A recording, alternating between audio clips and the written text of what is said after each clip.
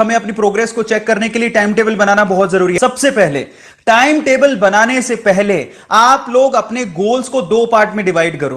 पहला short term गोल, दूसरा long term goal. अब आप इसको ध्यान से सुनिएगा।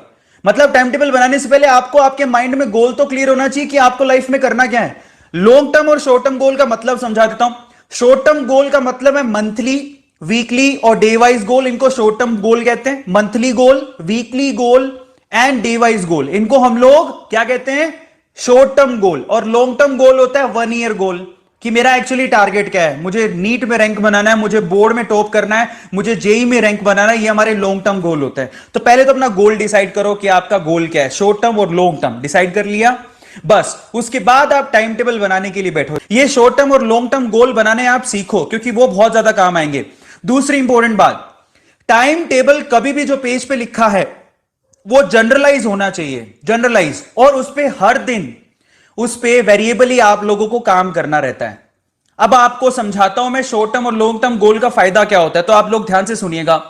जब भी आप टाइम टेबल बनाते हैं, आपके टाइम टेबल में एटलीस्ट 3 चीजें तो होनी ही चाहिए। पहला, स्लीपिंग टाइम। आपको अच्छे से सोना है, कम से कम 6 घंटे का नींद आपको लेना है। और शॉर्ट नैप्स होती हैं, वो भी आपको दिन में लेनी होती हैं। एक स्टडी के थ्रू साइंस ने भी प्रूव किया है, जब तक आप अच्छी नींद नहीं लोगे, आपका माइंड फ्रेश नहीं होगा, आपके माइंड की कैपेबिलिटी बढ़ेगी नहीं। लेकिन इसका मतलब ये कभी नहीं है कि सर ने बोला है स्लीप इग्नोर नहीं करनी, सारा दिन सो रहे हैं। सारा दिन सोने से या ऐसी लंबी स्लीप लेने से, बहुत सारे लोग होते हैं बहुत शाणे होते हैं, सर ने बोला है सोना है, रात को 10 बजे से सुबह उठ रहे भाई साहब 7 बजे, वो स्लीप सही नहीं है। 6 घंटा तो स्लीप को इग्नोर नहीं करना है, लेकिन अति हर चीज की खराब होती है, ज्यादा सोना भी नहीं है। दूसरी चीज है स्ट्रेस बस्टर। मतलब आपको स्ट्रेस को कम करना है, तो उसका तरीका क्या है? आप थोड़ा थोड़ा सोशल मीडिया इस्तेमाल किया करो, देखा करो कि कौन क्या कर रहा है, थोड़ा थोड़ा पता होना चाहिए, लेकिन उसकी एडिक्शन नहीं होनी चाहिए। सब लोग ध्यान रखो, मोबाइल का मिसयूज नहीं करना है। आधे घंटे से ज्यादा आपको सोशल मीडिया पे एक्टिव नहीं रहना। स्ट्रेस को कैसे कम कर सकते हो? अब अपने स्ट्रेस को बहुत तरीके से, अपने मम्मी पापा से बात करो, अपने छोटे भाई बहन, अपने बड़े भैया से, अपने बड़ी बहन के साथ आप खेलो, थोड़ा सा प्ले करो, क्रिकेट खेलने चले जाओ, थोड़ा सा वॉकिंग करके आओ। अपने टाइम टेबल में किसी चीज का आपको डालना है, तो वो स्ट्रेस बस्टर।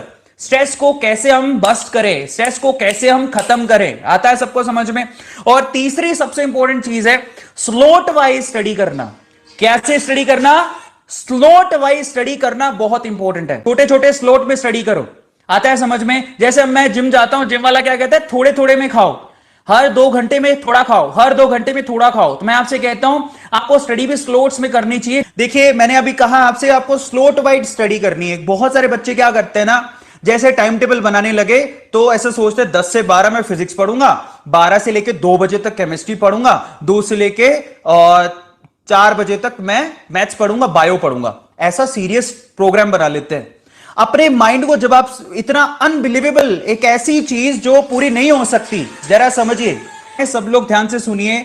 ऐसा टारगेट अपने माइंड को मत दो जो इनिशियली पूरा नहीं कर सके। इसको थोड़े थोड़े आदत बनाने दो। इसलिए मैं आपसे कहता हूं कि स्लॉट्स में स्टडी किया करो। 6 घंटे का लगातार स्टडी कोई नहीं कर सकता। अनबिलीवेबल टाइम टेबल मत दो अपने आप को, कोई फायदा नहीं है उसका। सबको समझ में आता है?